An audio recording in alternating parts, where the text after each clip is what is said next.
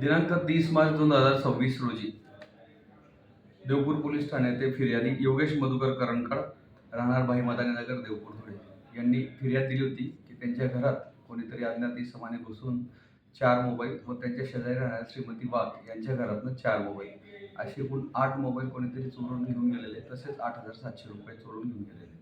त्यानंतर माननीय पोलीस अधीक्षक श्री श्रीकांत देवरे साहेब, अप्पर पोलीस अधीक्षक श्री अजय देवरे साहेब, त्यानंतर SDPO श्री राजकुमार उपाय साहेब यांच्या मार्गदर्शनाने शोध पथकाला योग्य त्या सूचना दिल्यात आणि तांत्रिक पुराव्याच्या आधारे आपण एक आरोपीला अटक केलं. त्याचं नाव होतं तौसिफ बिकन तांबोळी.